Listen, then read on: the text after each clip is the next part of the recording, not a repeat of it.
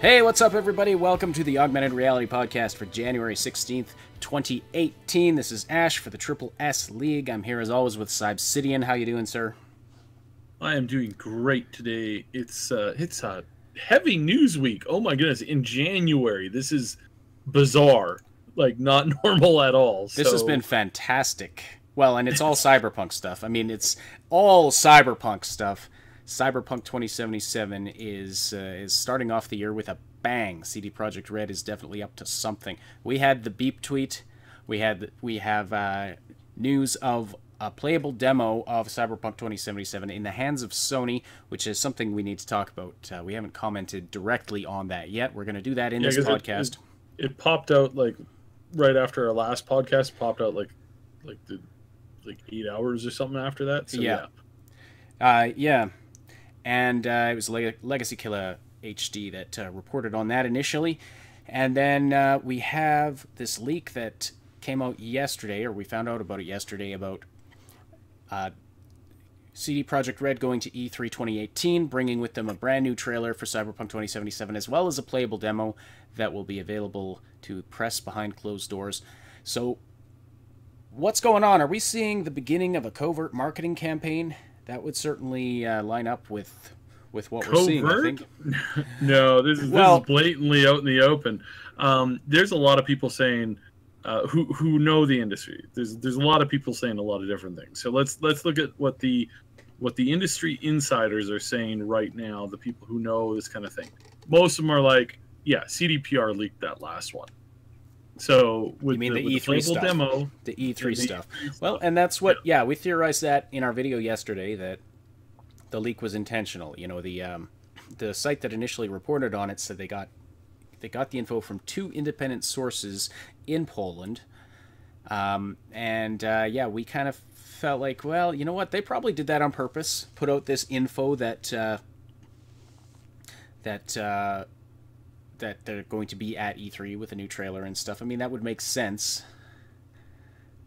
So, I think in combination of that and the fact that they have put out this tour ability for their studio, that's another big thing where it's like it, clearly at first, and my first thought when I first heard about it and I was first seeing it, I was like, did they not know that this stuff was going to go live now? Like it went live in December and it was really, really quietly picked up. But it didn't really go anywhere. And then once it was picked up by a few people, then it just, a lot of people have started to run with it now. So it's like, okay, well then the beep happens on the 5-year anniversary, and then immediately following all the other news, then this other information comes out. And I mean, most people who know the industry, again, they're sitting there going, yeah, this is planned. They're gauging the reaction. They want to see how many people are positively communicating and talking about the potential of this closed door session there. And what that means is, so closed door session means a few things. So number one, when they say it in the way that they kind of worded this one, when you have a closed door press only thing, the vast majority of the time you do not get to bring in a camera or recording device, and you do not get screenshots. Mm-hmm. So the reporters come out with only their memory and sometimes a notepad with what they were able to take down on pen and paper.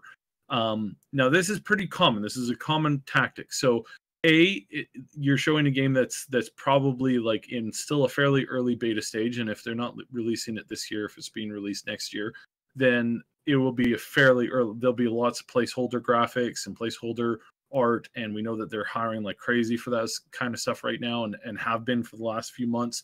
So even at their current pace, there's still going to be a lot of placeholder stuff, and you don't show placeholder stuff in general gameplay to the public. You just don't. You don't do that because it's people are stupid, and they tend to take everything that they see as pure fact. So you don't show that kind of stuff to the general public, but you do show it to people who are in the industry and who understand, okay, this is a placeholder, that's fine.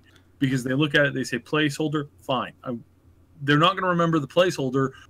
Most of the time, what they're going to remember is they're going to remember, and they're going to see the goal that you're aiming for. It's why games like Mass Effect Andromeda scored so well with their pre-release copies.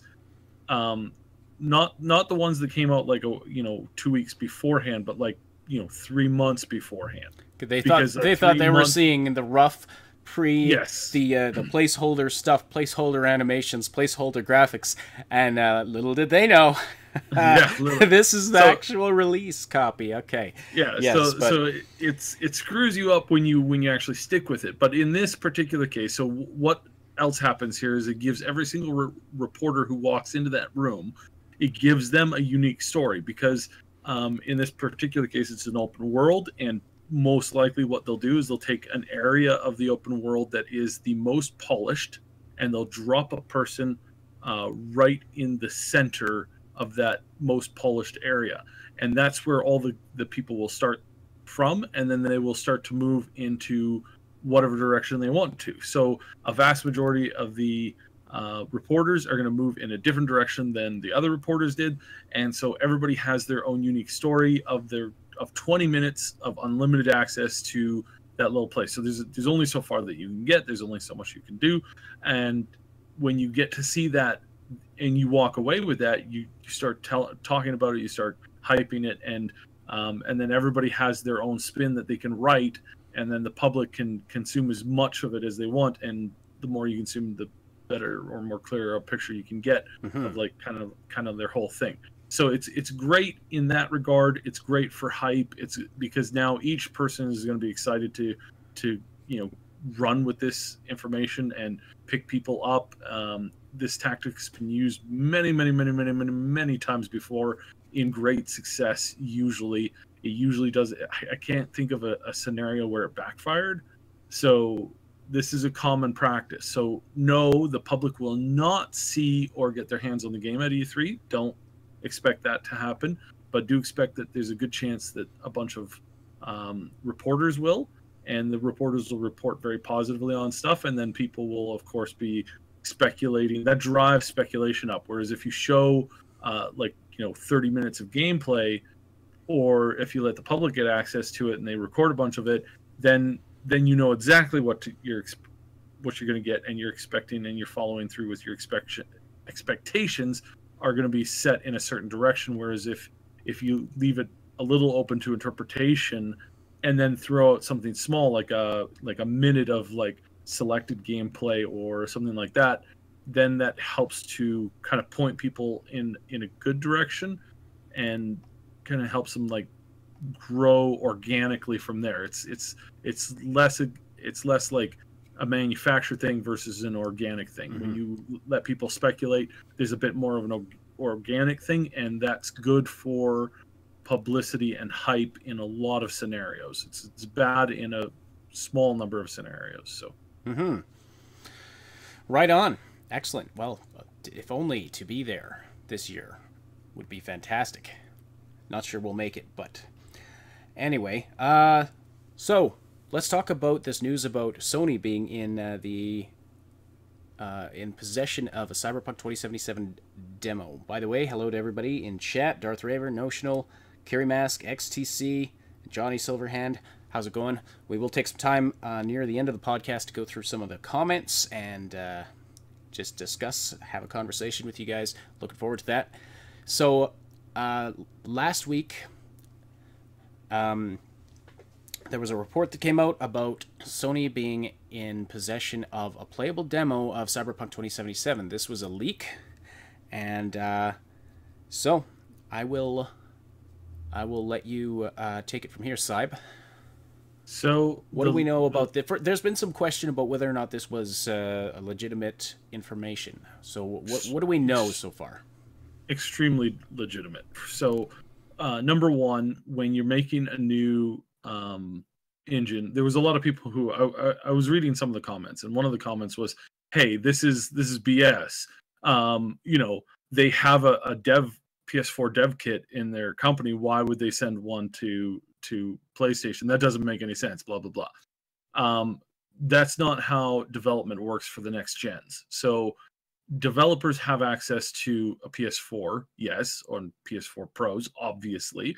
They do not have access to the test console for the PS5, which, and again, it's really bizarre. Like, some people were saying this, and I'm gonna rant a little bit here. If you think that Sony pumps out from like from the early steps to the finalized form, they pump out a new console in less than 6 months, you're an idiot. I hate to say it, but you're an absolute idiot.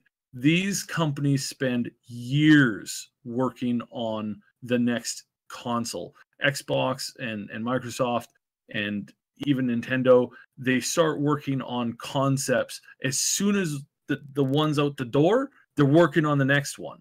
And so when people are like, oh, no, there's no reason why they would want a demo, like, that doesn't, we don't know if they have the demo or not for sure. Like, I haven't walked into Sony and physically seen it there, so obviously I can't say for sure. But to say that they wouldn't because game companies don't do that and console companies don't do that, that's just like you don't know the industry. Please stop. End of rant. So yes, we know that Sony has been working on the PS5 for quite a while. We know that Microsoft is working on the next console. We know that they're doing this and that the release date's probably going to be somewhere around 2019, 2020. Most industry insiders who know what they're talking about, you can Google it. There was actually a ton of articles out just today and yesterday about the new rumors surrounding the PS5.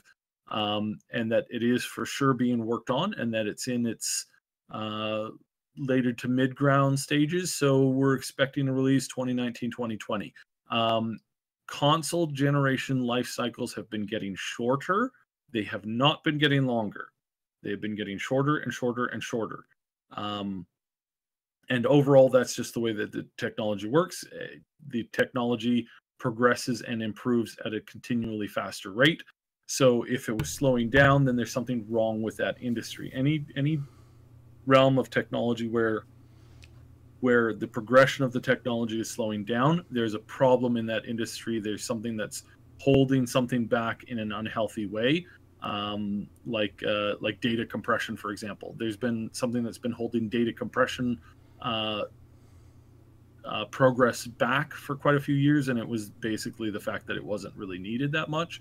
People were at a point where it's like, yeah, we don't need to compress anymore. So there's been very little effort to improve compression rates because data has been, for the most part, set at a constant rate, and it's been, for the most part, really, really cheap. So there's no need for that, unlike, graphics, graphical power in video cards and processing power in motherboards and processor chips and stuff like that. So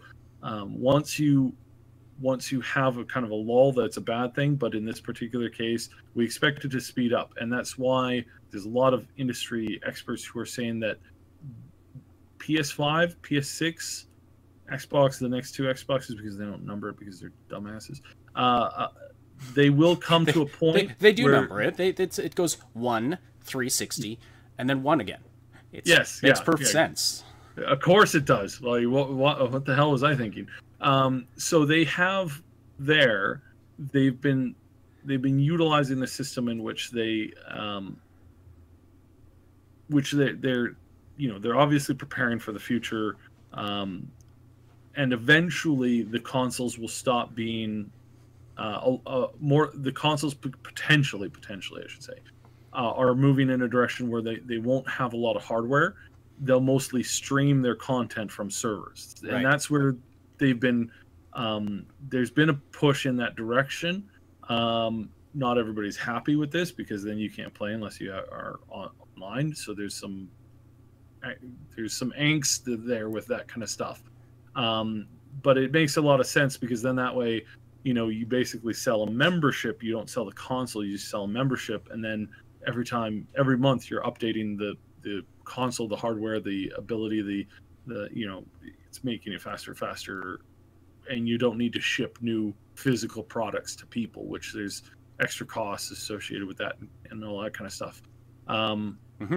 So yeah, there's it's kind of all over the place as far as like whether or not we'll see it 2019, 2020, maybe 2021, but there's a really good chance that we're going to see it 2020, and there's a little bit less of a chance that we'll see it 2019, but even a release 2019 would make sense. Okay, because so that's just the way that technology moves. You're talking about the game or the console? The consoles, and okay. Now, Cyberpunk being a game from a Game of the Year company is definitely something that a company like Sony, and Mad Queen has said this over and over and over again, that she believes that that Sony's going to use this to sell their consoles, and right. There's a good chance that Microsoft will use it to sell consoles, because nobody's going to win an exclusive deal with The Witcher, with CD Projekt Red, just because of the way that The Witcher sold. The Witcher's selling constantly and really well, even now, so many years after its release, and the series overall have been selling really, really well, constantly. Mm-hmm. They're not gonna lock themselves down to a single system. They're not gonna sign a contract to make it an exclusive for anything, because they know that they're probably gonna move a lot of millions of units on each thing. I think they're going to sell each console, a ton. Yeah. They're going to sell a ton for PC. They're going to sell a ton for PS4 or PS5 at the time, and they're going to sell a ton for Xbox and whatever new Xbox they're going to come up with. And that makes sense, because they'll want a major title like that. Is kind of what drives the industry. So, but not on Switch. I mean, come on.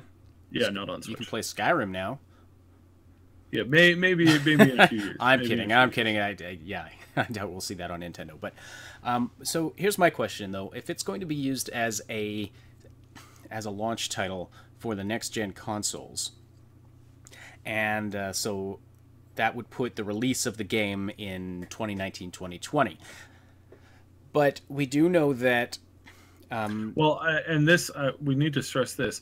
Like I said, CDPR is not going to limit themselves to a console, nor are they going to really, I really doubt if Sony calls up and says, hey, we were going to release the console in with your thing, but something horrible has happened, and for whatever reason we can't get it out. Can you delay the game by 6 months? You're going to hear laughter on the other side of the phone, and then you're going to hear a click. Yeah, right. So no, I suspect strongly that Cyberpunk is definitely going to be released in 2019, and still a significant possibility that it might come out late, like at the end of this year. It might be a holiday game. I doubt it. I really do, just based on the numbers and looking at the progress and looking at the info. I think that there's a good chance that we might see a 2019 in the early year, in like the first quarter. But it probably, I'm going to say this: I suspect very strongly that we will see this game come out for the fall 2019. I think that's just when you're looking at release times, block chances of moving products, and because there's going to be so much hype for this thing. I think that's the way they're going to do it. They could surprise me, but I'm going to say fall 2019 as pretty much a guarantee. And I think we're going to see probably an expansion come out for it in 2020. And I think that they'll do it, because if you know about the board game, the original board game was called Cyberpunk 2020. And I think that 2020 they'll do a kind of like a retro tie-in. There's a good chance of that, and that just makes sense from like a boardroom decision. All of those things just make logical, perfect sense. And the release in 2019, because I think they can, and I think that it's probably going to be for the best. And I think they're going to beat out certain other titles that they don't want to compete with, that are going to come out in 2020 and post 2020. So, okay. So yeah. But how does this then line up with what they've said previously about wanting to sort of model the rollout after the Bethesda approach with Fallout 4? So they said this, and they said this kind of in in a dreamy way where you're like, hey, I totally want to buy that Beamer, that's like $100,000 more than I have. So there's a couple things with the Fallout franchise that's different about the Cyberpunk franchise. Now, every developer sat up and noticed when Bethesda did that. Every developer there went, holy shit, this is the way we need to do it. This is absolutely the future of releasing games, except when it comes to games that are new IPs. And here's the difference. Everybody was hoping for and have been longing for and was wanting to get back into the world of Fallout. So when Bethesda said, hey, we're releasing the game and we're releasing it this year, you didn't know jack about this thing 4 months ago. And 2 months ago, you saw little early rumblings, and a month ago, you saw a trailer for it. And I'm here to tell you today that it's coming in 2.5, 3 more months. And people lost their minds, like legitimately. Best in show, and if they had nailed it a little bit more, if they had improved the graphics just a little bit more, if they had done just a little bit more, they might have actually beat out Witcher for the game of the year that year. So it's different when it's an existing world, when it's an existing thing, and you understand that as a player you understand the world and you're waiting to get back to it. It's like I booted up Skyrim this week after having not played it for a little bit under a year now. So it's been almost like 11, 12 months since I last played it. And as soon as I got into it, as soon as I heard the theme song, and as soon as I loaded in and saw my friendly starting area thing, I was like, I'm back. Hello, old friend. Yeah, hello, old friend. Let's go kill something. Let's go kill a troll, and I'll drink some meat and eat some salmon. And that salmon in that game looks amazing. Every time I play that game, I want seafood. And it's really, really like that's the tie-in, because you as the gamer, you're familiar with it. When you're dealing with a game that there's been either a significant gap between the last iteration and the current one, or the one that you're trying to sell, or if it's completely new IP, you really have to sell it. And so we when we're looking at something like that, we look at a few games that are out and coming out. So we can look at Horizon Zero Dawn. Is this new IP? Nobody had any clue what it was. Nobody knew the world. Nobody knew anything. Everybody just looked at it and said, that looks amazing. I want to play this. Mm-hmm. I want to play this so much, and this is a beautiful concept, and I want to get access to it. But they had to tease it, and then they had to tease it again, and then they had to tease it again, and then they had to get people talking about it. Then they had to get the press in to get their hands on it, to then talk about it more. And so there was a definite ramp up and hype up for it. If you say, hey, here's this game, and it's coming out in 4 months, and you've never played this before, and we're launching a little mobile game, go nuts. It's harder to get the day one sales spike. It's really hard to do that, and if you have to report to a board or investors, there's some consternation there, and if the board can vote you out, then you're looking for a new job if you handle that kind of thing poorly. So what you want to do is you want to really try hard to make the best kind of splash that you can. So what we're going to see here is most likely we're going to see a couple more things. I guarantee you we're going to see several new leaks between now and probably May. Between now and May, we're going to see a couple more leaks for sure, guaranteed. And I could guarantee that because we've been sitting on one for a while. We know that we'll see a couple more leaks.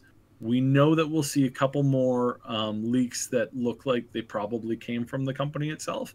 And we'll probably see some lore stuff starting to be dropped. We might see an update to the website with classes and information, stuff like that. That's a strong possibility.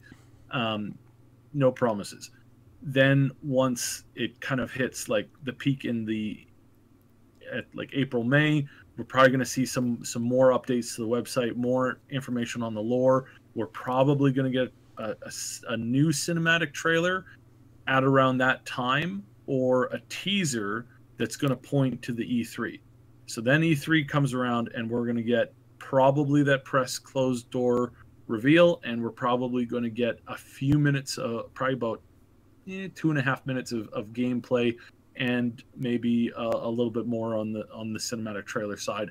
And we'll get that. That'll come out around E3 most likely, and then we're going to have another little tease of more gameplay come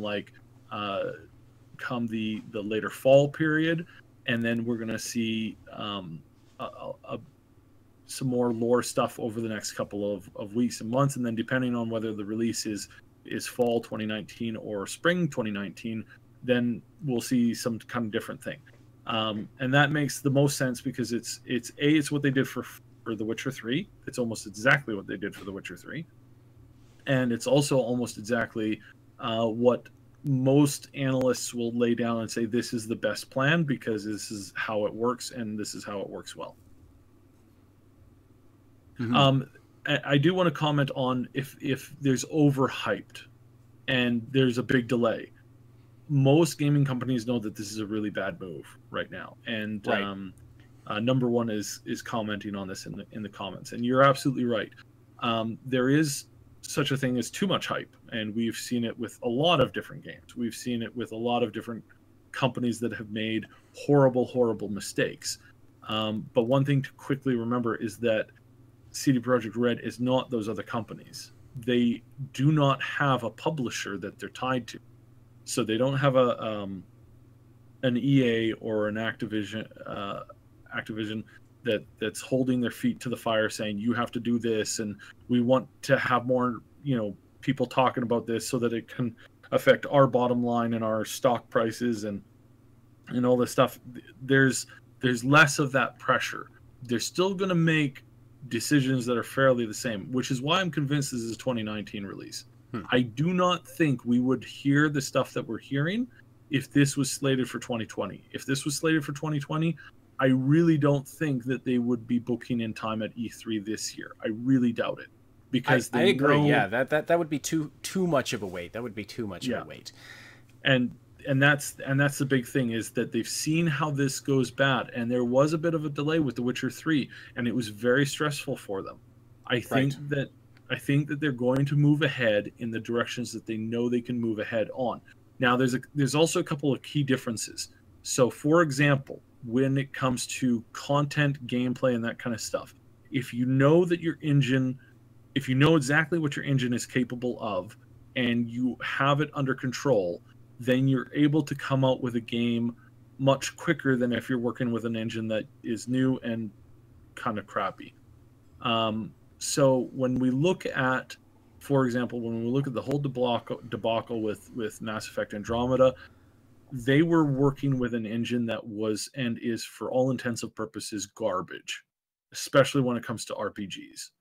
The fact that EA keeps pushing the stupid engine is just mind-bogglingly frustrating.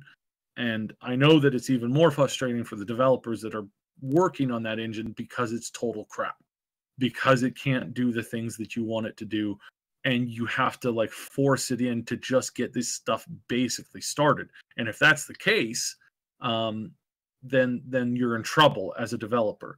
But this is not an engine that's made by somebody else that's being hoisted on CDPR. CDPR has created and formed this engine to do exactly what they want it to do in this particular case. Okay. So I think that that's the prevailing thought here, is that we need to understand that they use procedural generation for the map technology. They utilize this run and gun mapping creative technology. I basically made up that term, but kind of fits. With us understanding that, we understand that basically one of their map proofers or map designers, or level designers, they can walk into an area that's essentially mostly created, and they can tweak it around and run a few changes, and they can basically do a building or block area per day if they're really good, and they have like 40 of these people doing this. So that's 40 buildings a day multiplied by, you know, however many months are left in this thing. So as far as like the world size and whatnot, like the 4 times the world size, we may have undercut that. It may actually be like 6 or 7 times bigger.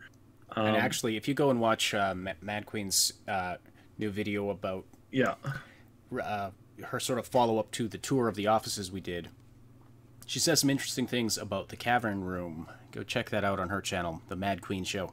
But I have a couple of questions about this. So, and actually, this is a question we got a few times in comments on previous videos, including from He Was Number One, who is in the chat right now. Hello. So basically, if the person who leaked the Sony information said the game has 1 to 2 years of development left, and yet there's supposed to be a playable demo at E3, how does that work? Okay, so, and I think I mentioned it in response to him, but let me just go over it again real quick. So you got to remember that when Legacy said that, he was talking about having had received it a little bit prior to. And so we have to assume that, okay, so the person said 1 to 2 years, and they said that in 2017, then that actually puts us on track for 2018, 2019 release. So like... so that was from... Okay, I had the timeline wrong there. So, well, I mean, and that comes through with, like, the perception, right? If I say, oh, yeah, you know, it'll take me a few days. Well, a few days, when I say a few days, what does that actually mean? Does that mean a few as in like 3, or a few as in like 2, or am I including the day that I'm currently stating that in? So if I'm like talking to you in the morning and I say a few days, am I counting the day that I'm talking to you in with the days that follow? Or That's a good question. You know, if you ever want to fill me in on that, I'd like to know, because I get confused about that a lot talking to you.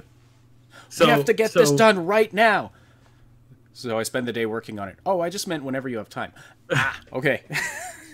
so that's a perception on time translation. So when you hear somebody say that, you have to stop and say, what do they mean by day, and what do they mean by like soon? Because people can say, oh yeah, a few, and when somebody says a few can mean 5 for them.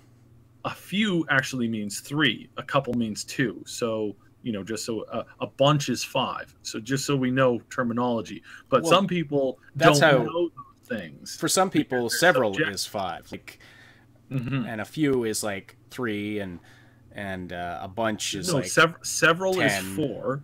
Several is 4. A bunch is 5, because a bunch is 5 fingers in a hand, and you grab a bunch with your hand. That's 5. Well, I mean, regardless, the point is... I'm being subjective at this point. I'm totally yeah, exactly. And subjective. That's making the point, This is to prove the point that we have to assume that if the guy says, oh yeah, from what I've seen, I suspect, 1 to 2 years. Now, he, just by saying 1 to 2 years, he says, it could literally be done in a year, which means that we're looking at, like, if he said that in 2017, then we're looking at 2018. For sure. If he said or 2, then that means, well, it could be out in early 2019.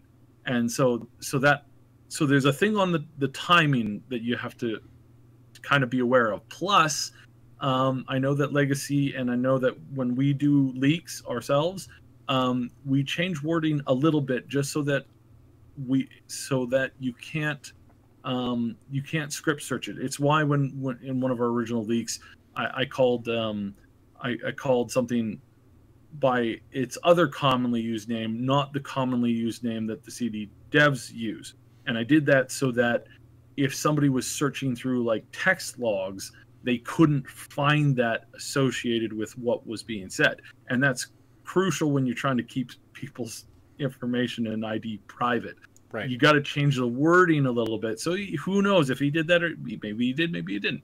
So that's the kind of stuff. So just you have to bear that in mind, and then use other data that you have access to verify things that you don't know. And that's really big. Is like you have to use multiple points of data to understand what's really going on. Otherwise, you're left with fake news.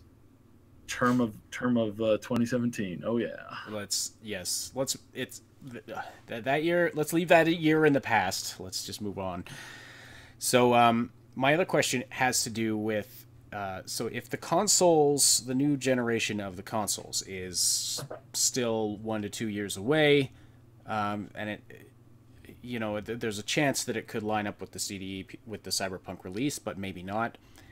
Does that mean that is there a possibility that the PC version of Cyberpunk will release before the consoles are out, or will there be a version of Cyberpunk 2077 for the current generation consoles?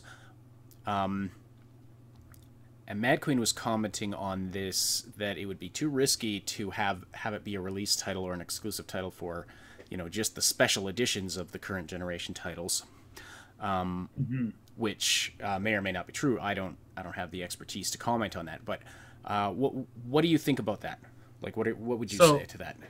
So I say that this is a concept that is not lost on a good salesman. So a good salesman, when he's looking at this particular market, and we've seen this played out several times, it will look at it and go, oh my, you know, if I sold it to this group now, and then sold it to this other group, you know, in 6 months, because there's this new console coming out, I could do that, and I could, in some cases, some people might buy it twice. And don't tell me you've never done that, because I've done that so many times before. I've bought in games several times. I've bought Skyrim, I think 3 times now. I've never done that. I've never bought a game more than once. I'm positive you must have bought something more than once. For example, that I can think of. Warcraft 3, right? And Warcraft 2. I think between me and my brother, we bought those games like 6 or 7 times because we had to get them for the IDs, for the BattleNet codes. So stuff like that is, you know, you're basically just selling content to this. And I mean, you look at Skyrim. I mean, Skyrim, a lot of people have multiple versions of Skyrim because they've got it for the Switch, they've got it for the PlayStation 360, then they bought it for the PlayStation, the newer PlayStation, then they bought it for the PC, and so stuff like that. So, and the same is true with some of the Witcher titles. A lot of those Witcher titles did sell more than a single copy to the same person more than once. So that's something that a good salesman will, you know, he won't try to abuse it, but he will do it. Just, you know, just so you're aware that that's totally possible. That's also why I stick with PC. You calling me a liar, Darth Raver? I don't turn this podcast into a house of lies. What can I say? I can honestly not remember ever buying the same game more than once. I'm positive you must have bought in a game more than once. I'll go look through my library and maybe you know, maybe I'll have to out myself as fake news. But no, you know, I think that actually this is a good example. Back in the day, when I was very young, my parents were very controlling over what games I could play. So I bought a game called Jagged Alliance 2, which is still one of my top games of all time. And if I could pick any game to like play again new and like not relive that experience of playing this game new at the time, that's one of my best picks, because it's such a good game. Iron mode, hard mode, with the extra modded difficulty from the expansion, and oh my goodness, it's just salivating at the thought of it. I bought that game the first time I bought that game. Parents found out, and they destroyed it in front of me because it had an adult rating, because there was some like generalized adult themes in it, so it got like this adult rating for some reason. I remember you could find a porn mag in that game. Like, you couldn't see anything in it, but you could. There was nothing you could see, but the fact that you could buy a porn mag and that it joked about the porn in it got it this rating. Yeah. There was no nudity in the game, but it did have this adult tag. So, you know, it got destroyed in front of me once. Then I bought it again, and was playing it. But then I was in one of those scenarios where it's like, oh my god, they're gonna find it, they're gonna find it, they're gonna find it. So what do? I chuck the DVD into a corner somewhere, and it goes down the friggin' air vent thing. Never found that copy again. You're being searched, right? And so you're like, so you just toss it. So you just toss it out the window or whatever. And you're like, oh, there's nothing here. See? Oh, so you didn't get in trouble, but you're like, where is it? Where is it? Where is it? Where is it? Where is it? You can never find it again, and somebody's gonna find it in like 50 years and be like, oh my. So look at this retro game. Lost that one. Third time I bought it in the hard thing, kept it, played it, was awesome. And then at some point recently, I bought it in a digital version because I didn't have a digital version of it. I was like, I'll buy a digital version. So 4 times. I bought that game 4 times. 4 different times. And it was amazing each time. And then they did this stupid reboot that just failed. Guys, turn-based games are no longer popular. We have to make it non-turn-based. Really? Really? Really? Okay. I got this little game called XCOM. Yeah, how'd that one do? Dummies. So yeah. That the turn-based in that game that made it that made the game playable. I don't know how you would do that game isometric like that without it being turn-based, but yeah, no clue. No, like I tried. I honestly tried with the reboot, and it felt like such garbage. And then they did a really crappy online web browser version of it, and it was just that was a hard game too. That was difficult. People are saying, oh, Cuphead is so difficult. Yeah, and it was, and it is, but man, I never beat Jagged Alliance 2. In Jagged Alliance 2, if one of your mercs got shot, he'd lose if he got shot and it was a graze, he'd lose 30% of his health. If he got shot in the head and he didn't die, he might be, permanently brain damaged. You'd lose stats permanently. Weeks and weeks of therapy to get him back up and back in the game and to have his health, actually hit points of where it was. Not to mention the fact that if you get shot in the arm, you could lose permanent dexterity or permanent agility. Yeah, you would lose stats permanently. See, and the enemies were no slouches either. So yeah, the reason I never have gotten through that game is mostly because I enjoy a challenge in a game, but I got so frustrated with having to constantly be reloading because I would just get decimated, and there's a finite supply of mercs you can hire too. But then I'm the type who the load times. I don't know if it's just my computer, but the load times for that game were so long. It just was. I was like, start to load it, grab a coffee or a drink, and that's every time you want to reload because you've been damaged to the point where you can't progress in that game, and so you're like, I've got to reload, and so eventually I was just like, life is too short for this bloody game. But anyway, glad you enjoy it. I actually found my disc for that. Great game. Anyway, but basically, bringing that back to the discussion on the Cyberpunk is, in a lot of cases, some of these developers, they will launch a game, and they'll launch it going, these are the specs that the game is built at and for. There's a downgraded version that we're going to put on the lesser consoles, but this is the better version, and they'll do that. Some of them will do that unabashedly because it's like a knock in the face of the consoles, because the consoles, when you're dealing with those console company people, they're pushy, they're bossy, they're controlling. I mean, you just look at some of the studios that have gone under from the console companies, and the control and the vice grip that they have on your finances and the demands that they have for your release and all that kind of stuff. Like, you have to have it ready, you have to have it out by this time, you have to do this, you have to do that. And I mean, if you're just unlucky by a few months, they'll brutalize you. They'll kick you. They'll make sure that they kick you out of your own company, and then they'll make sure that nobody hires you again, and then you got to start from scratch again. It's not a fun thing. So there's a lot of developers when they have the ability to say, "Screw you," they do it as politely as they can, but they're smiling afterwards. So if the consoles are not ready for the release of it, they will still release it, because I think honestly they know that if it's like, okay, if it's like a few months maybe, but a console's only going to release in the fall.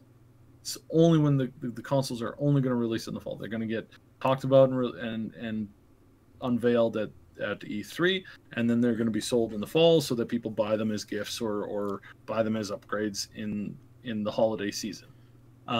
That's just the way consoles go, period. There's no way around that.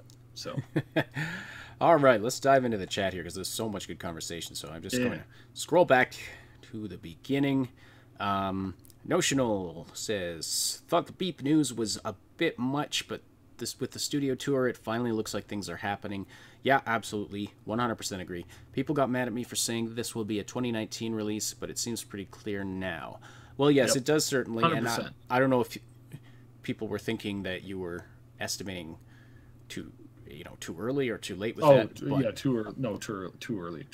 People are convinced that it's not going to come out till like 2020, 2021, that kind of thing. Well, there is a certain YouTuber who put a spin on this in recent time, I guess you'd say, where they said quite clearly that this game was not going to be out before 2020, period. And that was their hard statement, that there was no way that this game is going to be out before 2020. You're looking at 2024 most likely. And they were really, really, really is asinine the right word for it? How you could make, unless they're like in the studio talking to people, how do you make a statement with that amount of certainty, just looking at the circumstantial evidence? You can't be that certain about it. I mean, we're giving our estimations, and we have for a while, but I mean, obviously none of this is 100% certain. Darth Raver, I think the leaks are controlled leaks and misdirection to throw people off from the real surprise that's coming. That's possible. That could be. Curie Mask says, hi Curie, nice to have you with us again. Johnny Silverhand, why don't you just wait, guys? No. No. We must hype and overthink and obsess over this for our months to come. Okay, so Darth Raver, if Sony is in possession of this playable demo and not Xbox, is it safe to assume that Cyberpunk will be on Sony's E3 stage and not Microsoft's? Well, we don't know that Xbox doesn't have a demo. I've been trying to get some news on this, and the closest answer that I got when I asked somebody who I happen to know was, I can neither confirm nor deny the existence of. And whenever you get that answer, especially when you're talking about, game news leaks, movie news leaks, and or alien sightings, it's usually true. Because if it wasn't, they would say like, well, I haven't heard of anything. If the American military constantly says, I can neither confirm nor deny the existence, your chances are they're hiding something. So I'm just kidding about the alien thing. But, we know there are aliens. I mean, you're sitting right there. Darth Raver says, could you imagine a special edition Cyberpunk 2077 PS5? Well, I would shit, he says. Well, you might want to see your doctor about that. But yes, that would be very exciting. XTC says, I want Cyberpunk at the end of a console cycle rather than the end. I think he means the end rather than the beginning. These huge games are super complex and appear as a test run. And to appear as a test run for a new gen would be devastating for bugs. My apologies. Apparently I can't read today. But I see what he's saying. He's worried it would be all buggy if it comes at the beginning of the console cycle. So, let's see here. Some speculation about release, etc., etc., etc. Ich bin X. Fallout 4's problem isn't graphics, it's shoddy game mechanics. Well, fair enough. When it comes to the game mechanics of Fallout 4, now I do love the game. It was a good Fallout game. It was not the best Fallout game, and it's not the Fallout game that I would have made, but it's still a good Fallout game. And the reason it's still a good Fallout game is because they do nail the ambience, the environment, and all that kind of stuff. But I was speaking with another fellow who's very involved in Fallout 4 mods, which we'll have some news on that coming down the future. And we were having a discussion about it, and it's pretty much the same thing. We feel that they have gone too far into the future, and that they keep on pressing further into the future, like making these bigger and bigger jumps. And we're annoyed with that, because it's like you walk into a room and you open up a desk, and the desk has a Salisbury steak in it, and it's like, guys, come on. You see a guy go. You see the Fallout tech representative, and he's wearing the same clothes 250 years later. It's like, come on, guys, clothes. I would love to buy their clothes. The fact that somebody's talking about around, the Vault Tech rep guy, yeah. The fact that this guy's walking around in a jacket that has stayed intact for 250 years, you gotta be kidding me, man. Like, some of that stuff is frankly annoying, but and there wasn't that kind of stuff in the original 2 Fallout games. In Fallout 1, Fallout 2, that they weren't moving in that direction, but they kind of got stuck in that direction for Fallout 3, and it is harder to do some of the stuff in these bigger continuing games. And Bethesda is notorious for not increasing their staff. Like, they have a very small studio with a very small number of workers in comparison to some of these bigger studios, and they just refuse to expand their studio because they feel that they would maybe lose. They don't want to lose their soul, I guess. They don't want to lose the teamwork that they've established, which works for them. And the fact that they've made successful games, like Fallout 4 is very successful. Financially, it's very successful. It made a lot of people very, very, very happy. So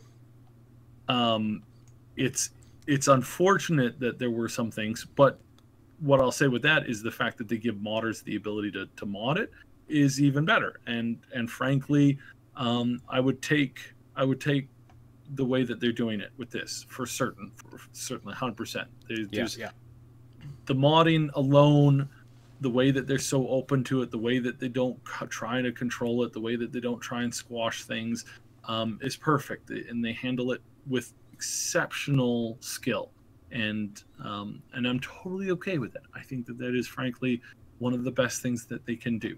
However, the lack of the traits, the lack of the perk mechanics, the lack of the real the much more older fashioned RPG mechanics, I feel that they're kind of making it too easy, too dumbed down, and I hate seeing that. But other than that, I think it still is a great Fallout game. It's not the Fallout game I would have made.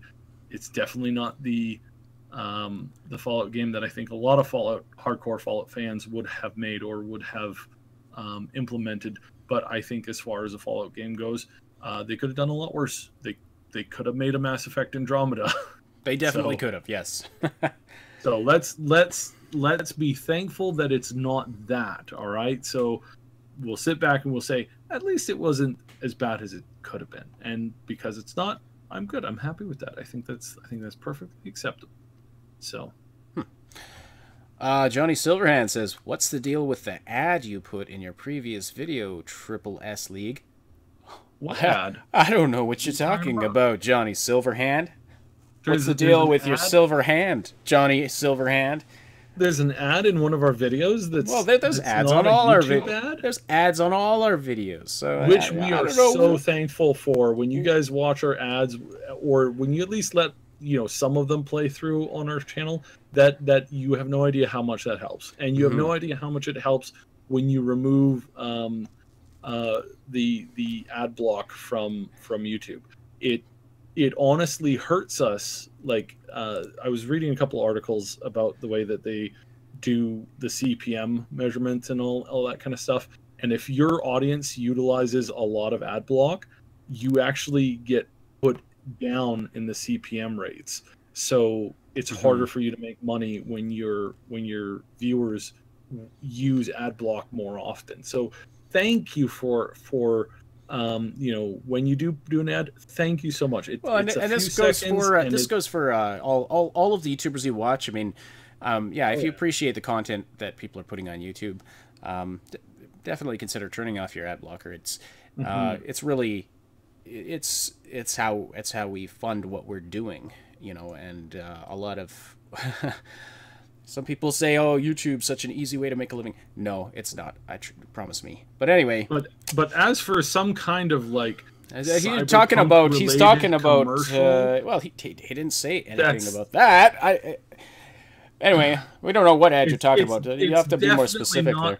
It's definitely not part of a long-running series that'll be coming up doing some amazing content that is just absolutely going to blow your socks off. Yeah. It's definitely not that. So we're definitely not working with any other YouTubers who are, you know, insane queens, shall we say, on this.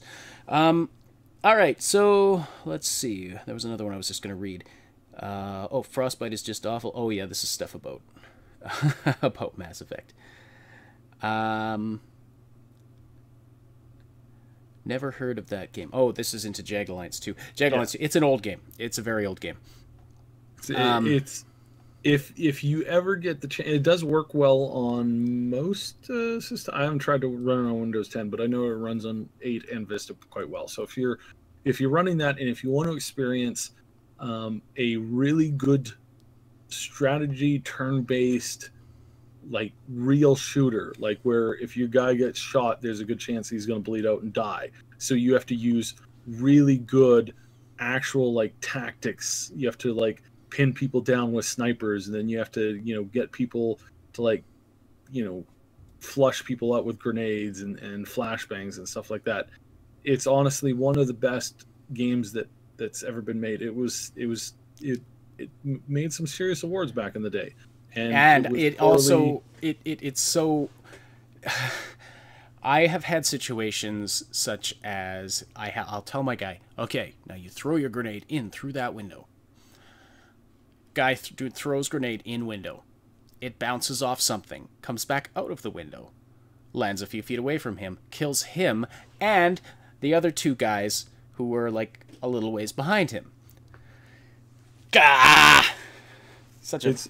It's a brutally hard game, but hard games are like when it's hard, but you can win it if you use the right strategy. Not cheap strategies, but like the right strategy.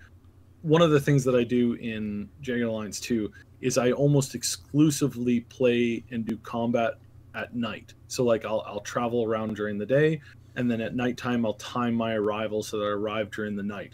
And then all my characters are like, you know, they're dressed to the nines in like the night camo. They're wearing the dark clothes, the dark armor. And then you've got to take out the scouts and things, because I remember attacking that airport in that game, and you know, one guy sees you and suddenly the alarms are going off and the floodlights are turning on, and all that stealth stuff that you spent putting on your guys is you're just bad at stealth then. Suddenly useless.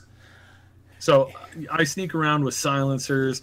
I take out the scouts on the external side, and then I throw like little rocks and stuff that draw people over. And then I like have a guy like come out of the bush and like slit his throat with a knife, or a couple throwing knives to the face. Like it's we should live stream that game. We should see if we can get our hands on a copy. Well, you said you have it. Maybe we should do some videos on that. Just like it. I'd like to see how you play it, and I'd like to see you play it successfully. The one thing that really turned me off of it, it was just the long load times, and every time you screw up, you have to wait like 3 minutes to load back in. You don't? Not anymore. Well, no, not anymore. But back when I was actually playing it, it was a long time. I remember because when I was playing it, like it was a year or two when I got it and downloaded it. I was like, oh, I'm doing this one mission. This loading screen will take a minute. I'll go get a drink of water. I press load, and boom! It was like didn't even see the load screen. I was like, oh, that's disappointing. I was looking forward to checking out that load screen again, but Yeah, that's a good option. Let us know if you like that kind of stuff. So there's another. We've excuse me. Sorry. Whilst I was talking there, I had my mic off because some coffee went down the wrong tube. So that's a little brilliant. bit. So Darth Raver asks, "Can I get some predictions from you guys on whether or not you think we'll get a new Bethesda Game Studios game this year? Starfield or something else like a surprise announcement?" I suspect we will see Starfield. You got to remember that this is what they've been working on since Fallout 4. The DLC was worked on by, a smaller group of the staff for Fallout 4. So they've been working on Starfield for at least 4 years now. This is something that they bookmarked and trademarked like early on. This is something that they've been talking about wanting to do something new. They had additional help from one of their other studios, not their main studio, but some of their other studios.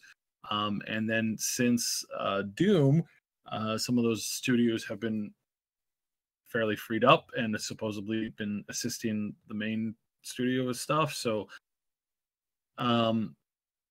there's of course constant speculation. The fact that the Starfield was on display quite literally at the last E3 thing, and the fact that there was this weird delay, and the fact that Pete Hines was so he was a little off and he was a little annoyed, and he gets like that when things don't go hit the way that he's expecting to, meaning that there's been a last minute major change.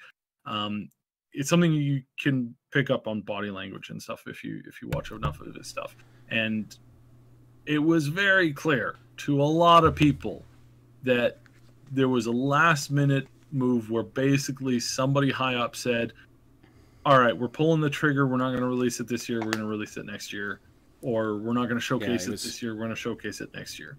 And the Bethesda showcase was so short at that. Like, it was, yeah, it really looks like it was removed at the last minute.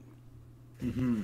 And from what I heard from some of the people that were close to him, as far as like that were working like in that industry in that time, they said they were expecting something really big. They weren't showing anything, they weren't told anything, but they were said, you're going to love this new thing. We've been working really hard on it. And then they were like, what new thing? And he's like, forget about it. And then he kind of lost his cool when he was getting pressured by another journalist later on in the year, and he made that slip about the Switch Doom thing, and you could tell that there's clearly something that they're working on, that they're hiding, that they're that some in the company think should have already been announced. Some of the other people in the company think that they should, have tweaked, and it's back and forth. So yeah, I think we will see something from Bethesda this year. I really do. They, from what I'm seeing, they have not turned down their pre-renting of the thing that they do every year for their Bethesda conference. So if they don't have anything to show at a conference and they're still booking the conference center, they're still booking the showcase room. Well, they'll have something. They have something. They'll have something. Clearly I mean, something. They have all their subsidiary studios too that are working on stuff, and yeah. I mean, who knows what we see? Will we see Starfield? Probably. I don't know that we'll see the game this year, but we'll probably see something about it this year. Assuming, of course, that we're correct that it was removed from, E3 this past year. So Yeah. Johnny Silverhand, the video started with a guy with a cybernetic arm and an amateur voice. Raven Cybernetics. Oh, he's talking about this supposed ad that he saw. Yeah, Raven Cybernetics is a corp from Cyberpunk 2030, and we know some of the scenes are from Deus Ex. I can neither confirm nor deny the existence of an ad, like you have stated, or our involvement in it. Okay, Notional says the Westwood Studios Blade Runner game was pretty nice too. Not turn-based, though. Then EA happened to Westwood, like a terminal disease. I actually hadn't ever heard of this Blade Runner game, but you're bang on with the EA comment there. Everything that company touches just turns to ash. Shadowrun was really good for turn-based. Oh, this guy just won't. Don't play SSS League. We know you made it with Mad Queen. I hope you're referring to the ad. But yeah,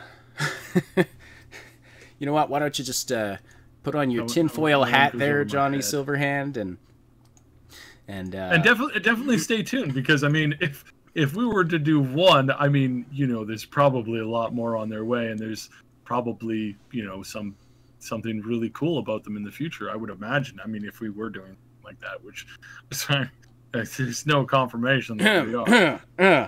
Yeah. Okay. All right. Notional sent a message to Darth Raver here saying it was called "Do Androids Dream of Electric Sheep?" What on earth is that in reference to? Oh, I know that. Well, Blade Runner and Cyberpunk were all influenced by this novel. I forget what it's called, though. It was one of the first Cyberpunk novels and really inspired the whole genre. Oh, okay.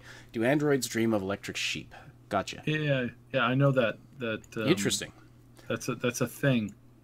I don't know exactly what I know that from, but I know that from something. Or maybe it's that I dream of electric sheep when I sleep. Anyways.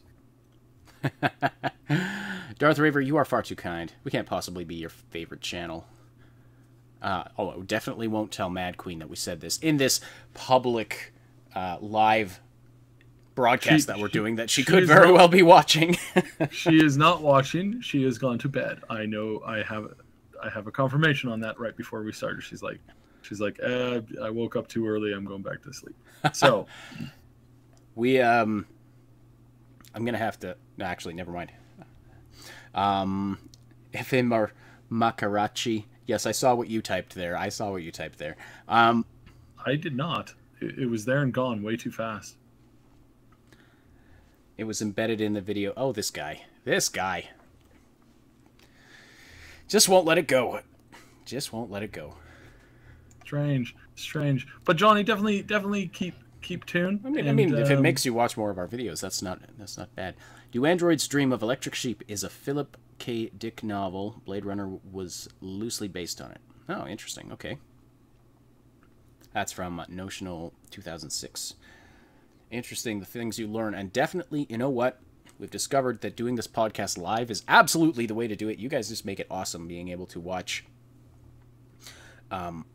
excuse me. Brandon Lee, yes, the game will most definitely come to PS4. Like, pretty much that's a guarantee, I think. So it'll be a even current if they gen. do yeah, well, I mean, even if they do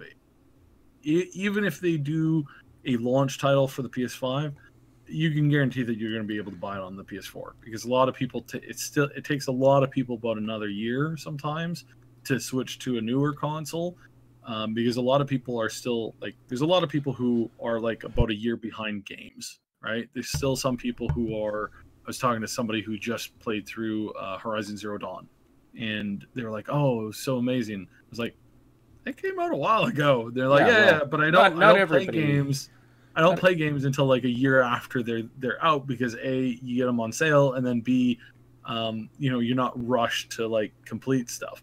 No, and absolutely. it works for some people, and you'd be surprised to know how many people actually do that as a regular habit of their gaming practices, and how much that does affect the bottom line of major companies. So they know stuff like that. That's why when Microsoft did the zero backwards compatibility and always online feature and all the garbage that they did for the 360 because they were, or for the one, and because they were mental, or talking about it like this is a selling feature that people are gonna love. They they probably had a troll marketer, someone who's just in there like just screwing with them. Like, you know what, Mark? People, studies have shown that people really like it when you control them as much as possible with your products. So you should definitely do this. I'm convinced that like I do analyst work. Like that's essentially what it's essentially what I'm doing essentially full time now, and I can tell you that there's a lot of analysts who know absolutely nothing about the industries that they are in. I have seen analysts in the other job that I do, which is utility related stuff and inspections. There's a lot of analysts who tell people to do things a certain way, and like you get to know them, and once you get to know them and once you're talking with them, they're like you find out that they put in zero thought into what they did. They basically drew up something in like 15 minutes on the last day, and then they showed up and they sold it through their personality. They sold it through their presentation of it, going, now this is the best thing, and we've double checked this and we've double checked that, and you're going to save money on this. All of that stuff, complete BS. Complete BS. This company that ran, I shouldn't. Yeah, say well, details. But there's a lot of analysts out there who just make crap up on the last minute, and they're bad at their job, and they've always been bad at their job, but nobody's called them on it for some reason, and I don't understand why. It's an area of consternation. People with have short memories. Yeah. Apparently. So. So I was going to say something I completely forget. Well, the other news, just quickly today, some hilarious news has come out about a game developer who disappeared for like 13 years, and then just magically has come back, and it's kind of trending in the news today. Do you want to go through it? Oh yeah. So there was this developer only known as Kikiyama, who was. That's all people knew is this developer by this name of Kikiyama, who made this it's a horror game that called Yume Nikki, I think is how it's pronounced. I'm not 100% sure, but it was an indie game that came up. It was in development back in 2007, and it developed a bit of a cult following, and then suddenly Kikiyama just disappeared, stopped updating things, stopped and responding to emails, and just has vanished. And there was people were speculating on this, like were they killed in an earthquake that happened, or did they even commit suicide? Even like apparently the game covered some dark subject matter, etc. Anyway, Kikiyama's back now.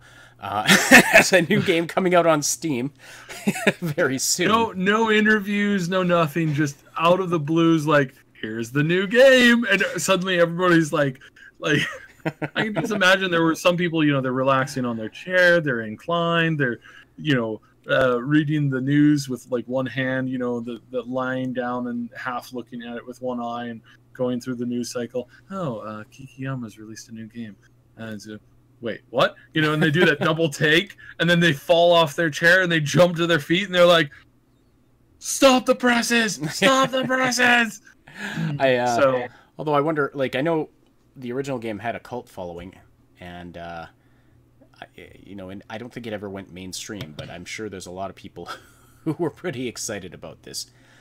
So we'll see. I'm gonna have to go check that out, see what that's all about. But we've got to close this down just because we are running out of time. But man, you folks in chat, this has been fantastic. Deciding to do these podcasts live was one of the best ideas we've ever had. This is fantastic. It's great talking to you guys, and you just like not having to do the hours and hours and hours of editing. Well, that's a perk too. That makes it. I don't have time to do 3 hours of editing on each podcast anymore. Come on, who are you kidding here? we have secret projects that apparently involve covertly inserting ads into our own videos for some reason. So anyway, thank you so much. If you're listening to this after the fact on one of the audio platforms, iTunes, SoundCloud, anything like that, be sure to check out our YouTube channel, Triple S League on YouTube. We have tons of game guides, reviews, lore videos, comedy stuff. We've even got a few music videos, if you can believe it, where we've done the videos for some very talented musicians. Anyway, thank you so much. On behalf of Cyberpunk, my name is Asheninity. This has been a presentation of the Triple S League, and we will talk to you next week on the podcast and earlier in other videos. Probably we're gonna do some live streaming this week, so stay tuned. Mm-hmm.